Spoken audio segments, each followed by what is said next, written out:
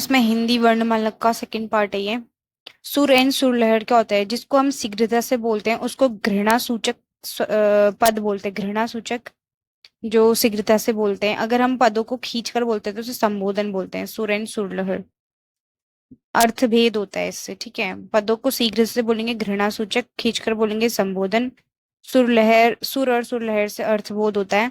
बलाघात क्या होता है? बलाघात है किसी शब्द विशेष पर बल देने पर अर्थभेद किया जाता है।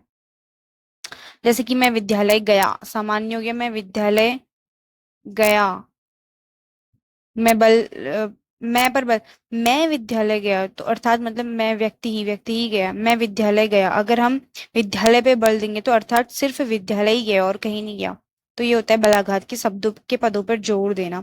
संगम क्या होता है? संगम जो होता है ध्वनियों से भी अर्थभेद उत्पन्न हो जाता है कि हम कैसे उच्चारण करते हैं। आजा, दादा, तो ये संगम हो गया। आनुसिकता क्या होती है? आनुसिकता, आनुसिकता होता है अनुनासिकता। अनुनासिकता होता है रग में रंग लगा दिया, ऊपर से बिंदु लगा दिया तो वो अनुनासिकता हो जाएगी। अब यहाँ पे देखो कि जो स्वर होते हैं वो 10 होते हैं, व्यंजन जो होते हैं 31। ये किस चीज के आधार पे हैं?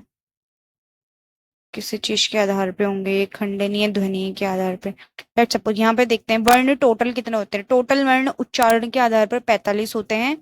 कैसे? 10 स्वर होते हैं और 35 जो होते हैं व्यंजन होते हैं। और टोटल वर्ण मानक के आधार पर 11 स्वर, 33 जो होते हैं वो 33 व्यंजन होते हैं मानक के आधार पर। उसमें से मतलब अ और ढ को, अण और ढ को हटा दिया है। और उसके बाद परंपरागत रूप से जो होता है 13 स्वर होते हैं और 39 व्यंजन होते हैं। 52 टोटल वर्ण होते हैं परंपरागत। तो वर्ण उच्चारण वाले 45, परंपरागत वाले 52 और मानक वाले 44। मानक वाले टोटल 44 वर्ड होते हैं। 33 प्लस 11 और 30 and 10 and 35 and 11 and 33 and 39, 39 परंपरागत। ओके, देन वी हैव ये अनुस्वार। अनुस्वार क्या होता है? जब अंग का बिंदु लगता है तो अनुस्वार। एंड विसर्ग जो अह का बिंदु लगता है लास्ट में दो, उसे विसर्ग बोलते हैं। और एक होता है अनुस्वार एंड विसर्ग हो गया चंद्र बिंदु को अनुनासिकता बोलते हैं। आई थिंक अनुस्वार ये हो गया, अनुनासिकता वही होता होगा। एंड विसर्ग अयुग्मा। तो इसमें क्या लिखा है? आचार्य किशोरदास। ओके, ठीक है। अयुग्मा हो गए और अह जो न व्यंजन में आते हैं ना स्वर में आते हैं। अनुस्वार अंग और विसर्ग अह। Okay, done. ये तो हमने कल कर ही लिया था। अब ये लास्ट चीज है, अभ्यंतर प्रयत्न एंड बाह्य प्रयत्न। बाह्य प्रयत्न मतलब घोष एवं प्राण, मतलब कि जो कंपन आती है और जो हवा है वो बाह्य प्रयत्न है। और अभ्यंतर प्रयत्न में हमारे स्पर्श व्यंजन, अनुनासिक स्पर्श व्यंजन हो जाता है।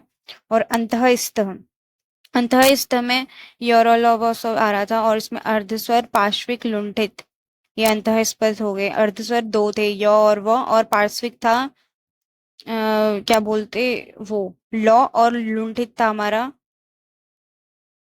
रॉ, लुढ़क।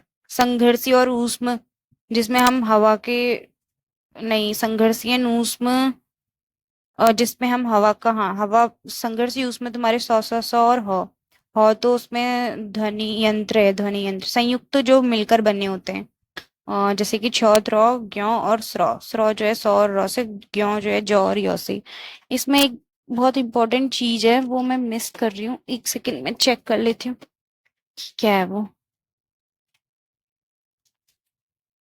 कि जो अनुनासिक होता है, अनुनासिक चंद्र बिंदु होता है। अनुस्वार जो होता है वो अंग होता है और विसर्ग तो अह होता है। ठीक है, डन। ओके, इतना ही है इसमें।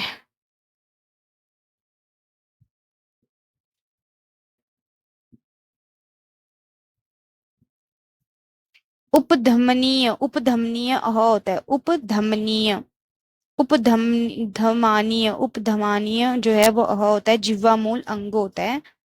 एंड पीछे को जाती है तो लुंठित, ये तो पता ही है। नुक्ता भी पता ही है हमें क्या होता है। मिला हुआ मानक। Okay, okay, done, we are done.